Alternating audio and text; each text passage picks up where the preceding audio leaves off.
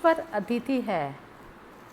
एक बार एक भव्य मंदिर है जिसकी देखभाल के लिए 100 पुजारी हैं। एक रात मुख्य पुजारी जो बिस्तर पर गया, उसने एक सपना देखा और सपने में भगवान ने उससे कहा कि मैं तुम्हारे मंदिर में कल दौरा करने के लिए आऊँगा। वह सपना उसको सच नहीं मालूम पड़ा। उसने दूसरे पुजारियों से कहा कि मैंने एक सपना देखा जिसमें भगवान ने कहा कि वह आज हमसे मिलने आएंगे।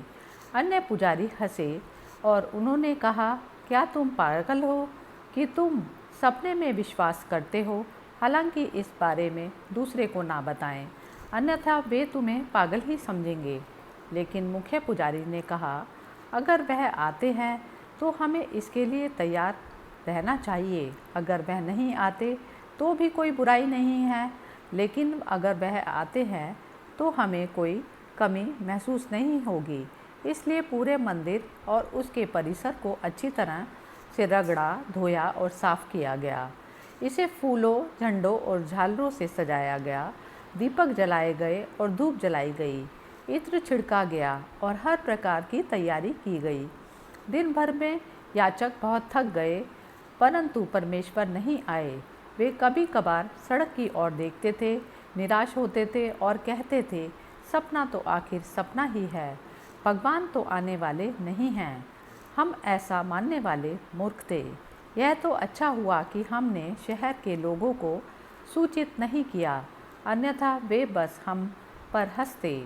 शाम तक पुजारियों ने आशा छोड़ दी और उन्होंने कहा, आइए अब हम भगवान के लिए पकाया गया स्वादिष्ट भोजन खाएं।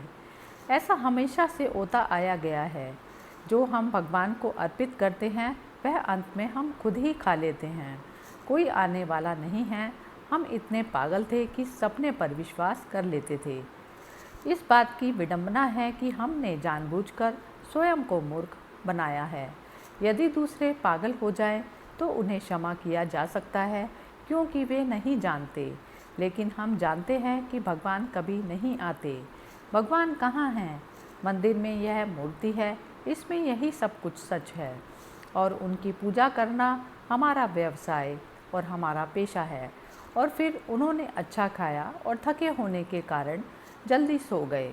जब आधी रात हुई तो एक रथ मंदिर के द्वार पर आकर खड़ा हुआ और उसकी ध्वनि सुनाई दी। सोते हुए पुजारियों में से एक ने यह सुना और सोचा कि यह भगवान का रथ है।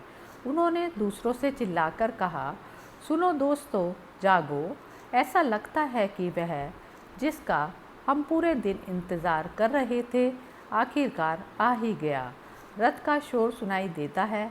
अन्य पुजारियों ने उसे झिड़कते हुए कहा, चुप रहो पागल, दिन भर का पागलपन बहुत हो गया। अब रात हो गई है तो चैन की नींद सो लें। यह रथ की आवाज़ नहीं है, बल्कि आकाश में बादलों की गड़गड़ाहट है। इसलिए उन्होंने बात को समझा दिया और अपने बिस्तर पर लौट आए। तभी रथ द्वार पर आकर रुका और किसी ने मंदिर की सीढ़ियों पर चढ़कर उसके द्वार पर दस्तक दी और फिर से एक पुजारी नींद से जाग गया और अपने सहयोगियों से चिल्लाया, लगता है वह अतिथि आ गया जिसका हम पूरे दिन से इंतज़ार कर रहे थे। वह दरवाज़ा खटखटा रहा है। अन्य पुजारियों ने उसे वैसे ही डांटा जैसे उन्होंने पहले पुजारियों के साथ किया था। उन्होंने कहा, क्या तुम पागल नहीं हो? क्या आप हमें नहीं सोने देंगे? यह दरवाजे से टकराने वाली हवा का झोंका मात्र है, किसी के पुकारने की दस्तक नहीं। इसीलिए उन्होंने फिर से तर्क दिया और अपने बिस्तर पर वापस चले आए। अगली सुबह वे मंदिर के द्वार पर चल दिए और वे मंदिर की सीढ़ियों पर कुछ पैरों के निशान देखकर आश्चर्यचकित रह गए। निश्चय ही रात के समय कोई उन पर चढ़ गया था। और फिर उन्होंने सड़क पर रथ के पहियों के कुछ निशान देखे। अब उन्हें कोई संदेह नहीं था कि रात में एक रथ द्वार पर आया था। और अजीब बात है कि सीढ़ियों पर पैरों के निशान बिल्कुल असामान्य और अज्ञात थे।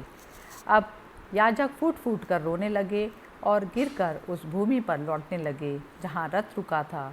और जल्द ही पूरा गांव मंदिर के द्वार पर था। भीड़ में से सभी ने हैरानी से पूछा, क्या बात है? पुजारियों ने कहा, यह मत पूछो कि मामला क्या है। भगवान ने कल रात हमारे मंदिर का दरवाज़ा खटखटाया, लेकिन हमने सब कुछ तर्कसंगत बना दिया। हम अब अभिशप्त हैं। उसने दरवाज़ा खटखटाया और हमें लगा यह हवाओं की फड़फड़ाहट की आवाज़ है।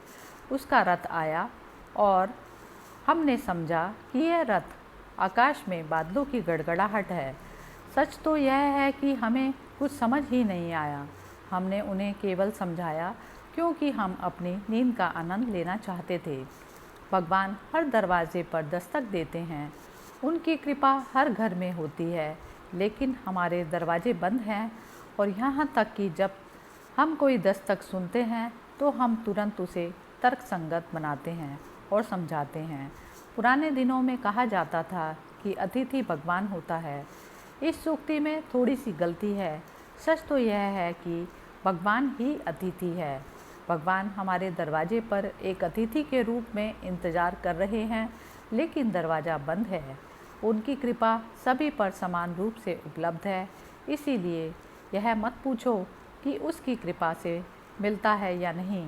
उसकी कृपा से तो मनुष्य को प्राप्ति होती है, और जहाँ तक हमारे प्रयासों का सवाल है, वे दरवाजे खोलने में, रास्ते की रुकावटें हटाने में मददगार है। जब वह आता है तो अपनी मर्जी से आता है।